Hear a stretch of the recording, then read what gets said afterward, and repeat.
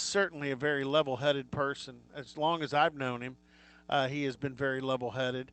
Uh, David Lawrence from the played for the University of Kansas, played football for KU, and has been a longtime member, analyst on their radio network, and an all-around good guy. David, how are you? I'm well, Robert. Thanks for having me on. I thought you were going to transition when you were talking about people not handling the coronavirus well right into me. Maybe I would fit in there because, unlike you, I'm guessing you have a little normalcy being able to do what you do on a daily basis. Most of us, things have changed a lot, and certainly for people that cover the Jayhawks in basketball, our Yeah. March and early April was certainly abruptly interrupted. Yeah, and I'm glad you went there because that's the first place I had written down to go with you on this. Um, and I'm sure it's the same way. I haven't talked. John Morris from Baylor is going to be on with me tomorrow, and we actually on our website that covers Oklahoma State, and it's part of the Sports Illustrated Maven network. We did a.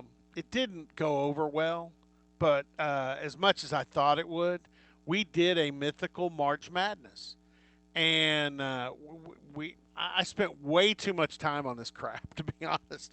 I wrote game stories on the games as if they were really played.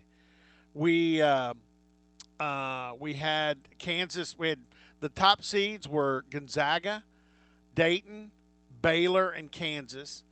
And to fit the whole COVID-19 pandemic, instead of playing them in the sites that were assigned the tournament, we selected four historical sites. Allen Fieldhouse was where Kansas, Huh? the entire regional Kansas was in, was played at Wow. Allen Fieldhouse. Baylor, the entire regional was played at Moody Coliseum on the SMU campus. Gonzaga's regional was played at MacArthur Court, which isn't even used anymore, but because Oklahoma State played Oregon State to begin the year, and we stayed in Eugene, and I went out there a day early. I walked the Oregon campus, so I saw all the Animal House stuff Okay. and uh, and saw the things they're building. Their athletic department's got a ton of money. But then I saw MacArthur Court. It's still there. They use it for volleyball and some other sports, and it's a historic venue. And we use the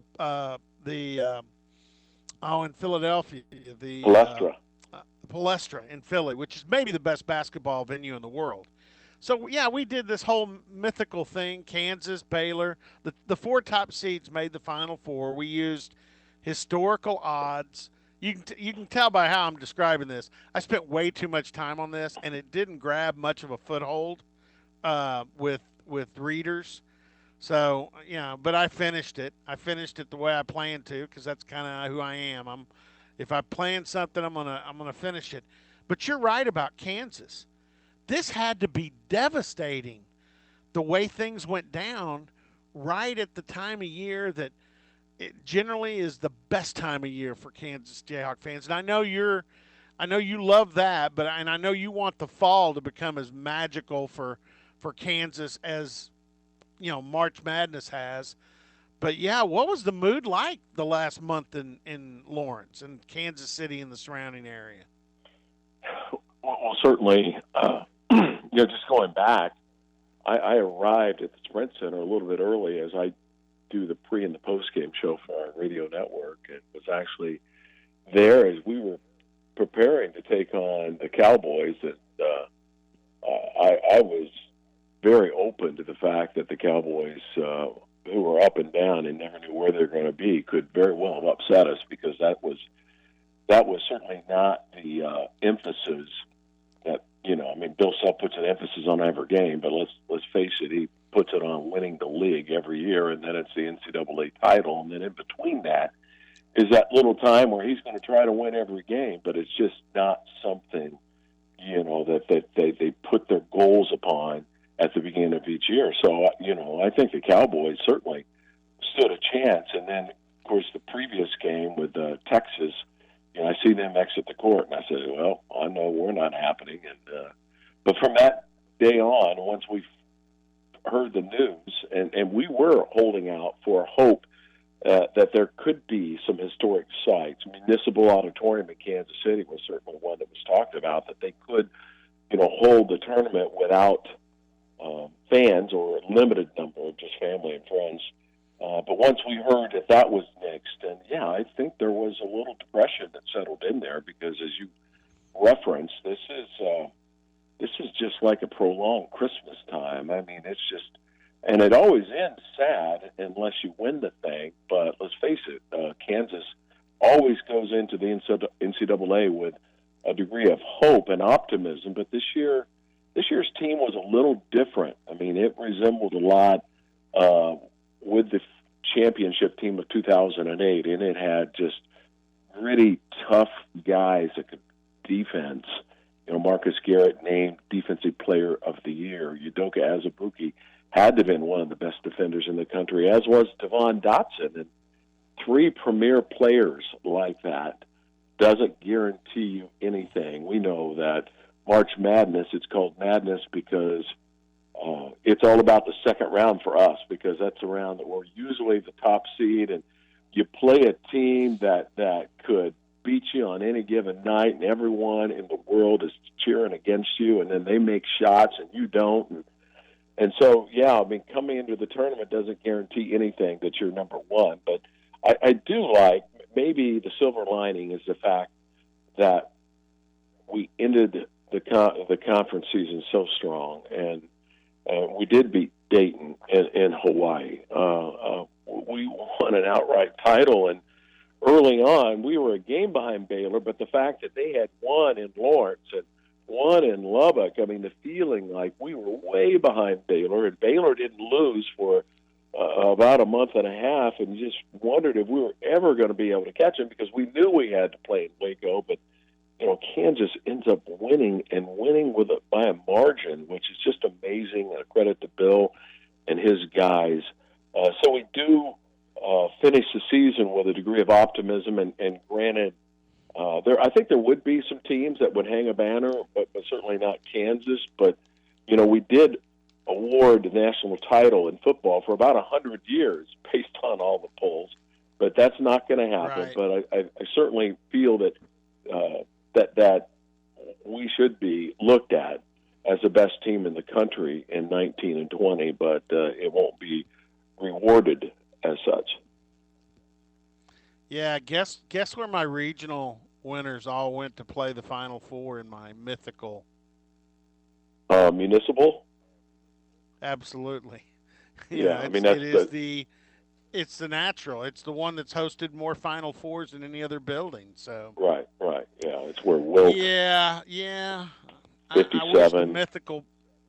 Yeah, I wish the mythical had been as good as the real thing, but that's the bad thing about mythical. It's never as good as the real thing, and I know for Kansas fans, that's why I had it as our first topic. That was the thing, and with the other things that are going on with Kansas basketball that Kansas fans have had to deal with this year, the NCAA stuff and so forth, the investigation and the back and forth in that.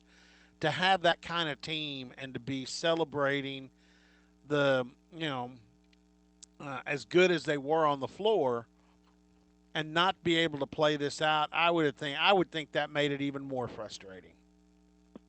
No doubt. I mean, but there was just an air of toughness to this team. Now Bill, as you guys know him well, probably more as a student athlete, some of the older people, than as the coach. We think he coaches toughness as good as any man out there, football, basketball, any sport, and his teams are always relatively tough. Certainly, the year before this would be an exception, but this team really stood out. I mean, the Devon Dotson, Udoka Azubuike, Marcus Garrett, and there, we had some great support players. We would have had to knock down some shots from time to time, but when you play defense as good as this team does, you can win ugly games, and certainly Coach Self, that's his preference. If he can win a game without making shots, he's always happy in the post game. He's not a guy that wants to win by knocking down 17 threes. He'll take that, but his preference is to muddy it up and just make the other team play ugly and poor. And that's what this team was built for. And I do think you have a better chance of winning those key games, second half games. Because let's face it, there's a degree of luck that needs to occur. Even to the top teams like Kansas. I mean, there needs to be Stephon Curry turned down a shot in 2008, or else he could have put up, a game winner against Kansas and took them away from a national title. So, and we've had a lot of degree of luck go against us. Let's face it. I mean, there were some teams where shots just go down, and you have someone that doesn't normally shoots about 23% from the three, and they shoot 55% that day. I mean, that's just the nature, and that's why people love it because of those surprises. Not necessarily the fairest tournament because they don't play 4 out of 7, but Kansas, I think, with its defense, had its best chance to win a title in some time. But you mentioned the allegations, and certainly that's something we can't control. And I know that's going to play itself out, but I do know that Kansas is going to reload. Marcus Garrett will return, Ochai Abaji, and they will field a very strong team. And they won't have the shot blocker inside in Doak, who really came alive, who really changed his body, lost 50 pounds his senior year, and had a special game. And you just can't reproduce that. So Kansas will have to look different, probably be more of an outside shooting team. But they'll be strong again next year, and Jayhawk fans will be ready. I wanted to throw this out too. Even though there was no Final Four, the Basketball Hall of Fame did make their announcements, and Eddie Sutton finally got in. And I know Oklahoma State fans are appreciative of all the support. Kim Mulkey, who ended up in the same class, had come out and said, "Look, if they're not going to put Eddie Sutton in, I don't know if I want to go in." And I know Bill Self, who is in the Hall of Fame already, had been a staunch voice for including Eddie Sutton. And you mentioned Coach Self coaches toughness. I'd like to think that he learned some of that ability to coach toughness when he was an assistant for Coach Sutton, because that's certainly what Coach Sutton was known for. So I know Oklahoma State fans, certainly thank Bill Self for the things that he said and the influence he had in making sure Coach Sutton got in. Well, that's one thing that's great about Coach Self. He never forgets where he was. Anytime in conversation, whether it be more after the presser or during the presser, he always brings up Coach Sutton as his mentor and has so much gratitude towards Coach. And Bill's never a guy that's going to outgrow his roots. I mean, I think we've all seen that in coaches that, or just people in general, that, they become a really big deal, and they kind of forget where they came from, maybe forget the average Joe out there, and that's just not who Bill is. Bill is always willing to sit down and visit with anybody and never forget your kids, never forget your name, never forgets anyone's name. And that's what we like so much about him. But I know Coach Sutton meant a lot to him. David Lawrence with us from the Kansas Jayhawk Network, and I wanted to shift gears and go over to football. I I know Coach Gundy got in trouble last week for some comments wanting to press the envelope to get back to football.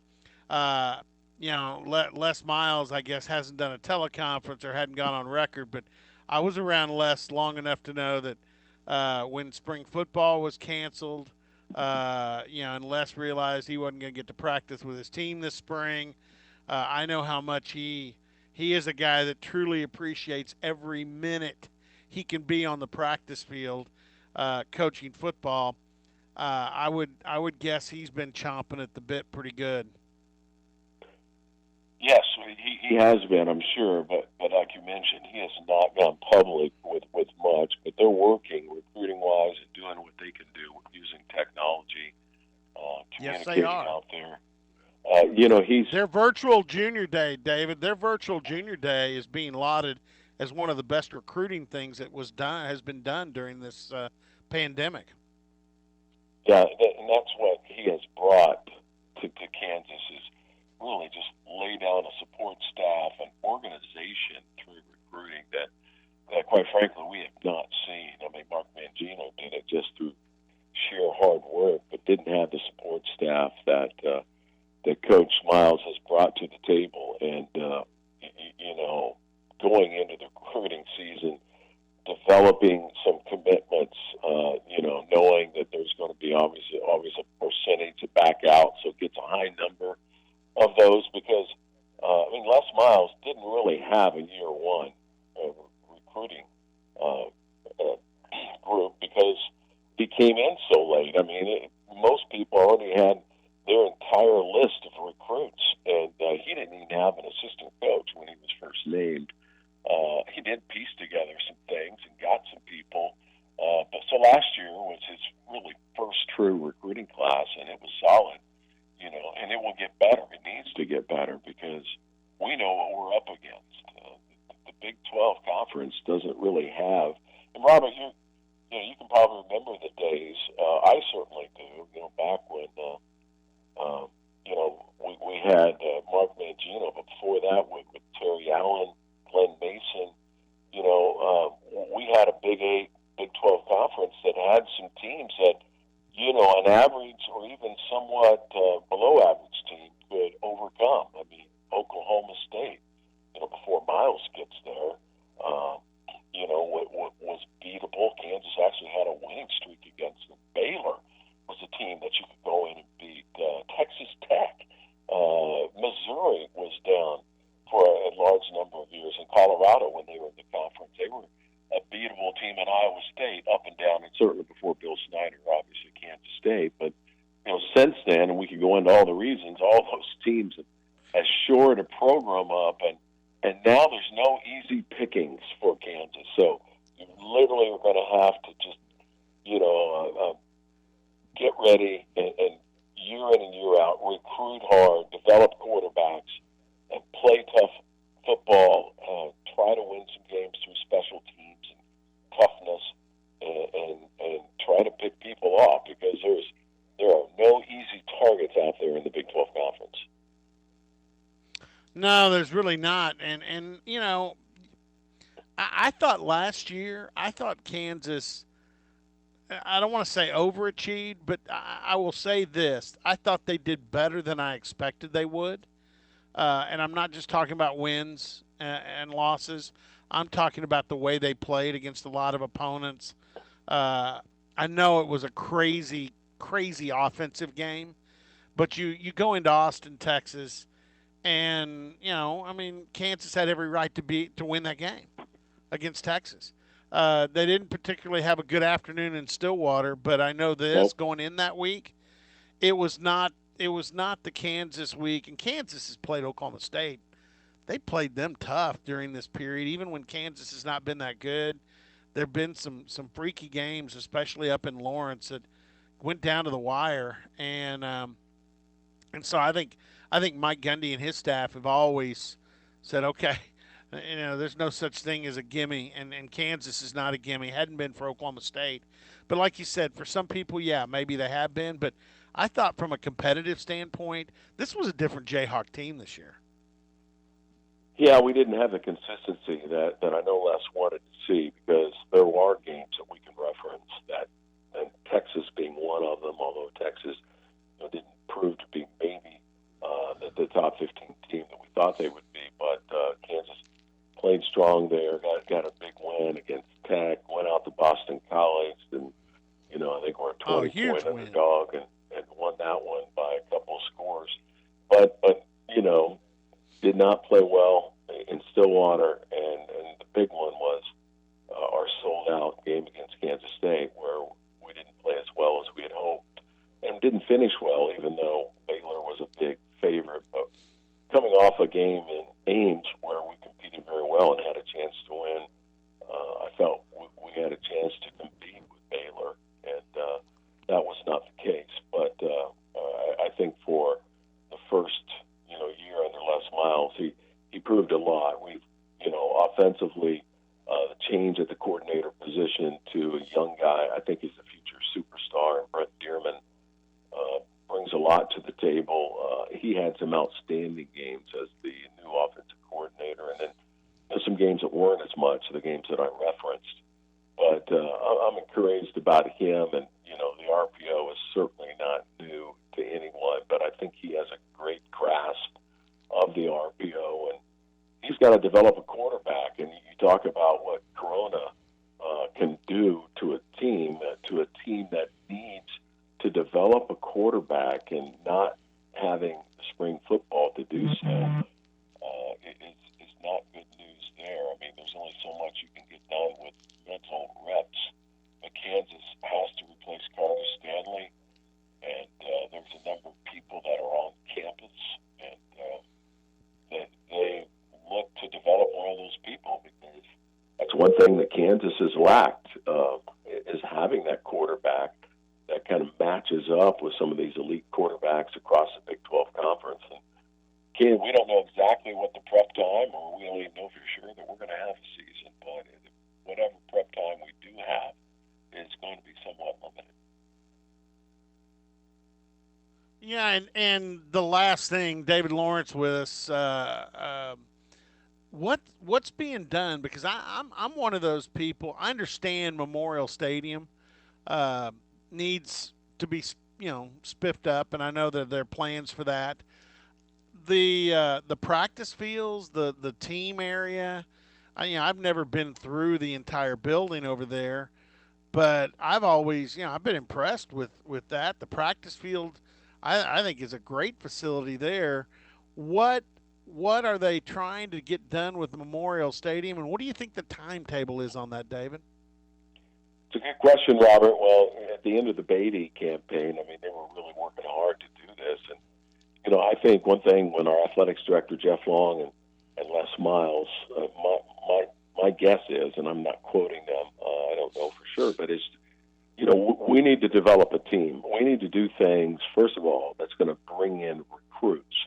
And, Right. one of the things that recruits are going to look at is probably not the women's restrooms up in section 25B. I agree. So maybe work on the locker rooms, work on things that really can bring in, and they built a state-of-the-art locker room, and the team facilities are tremendously upgraded.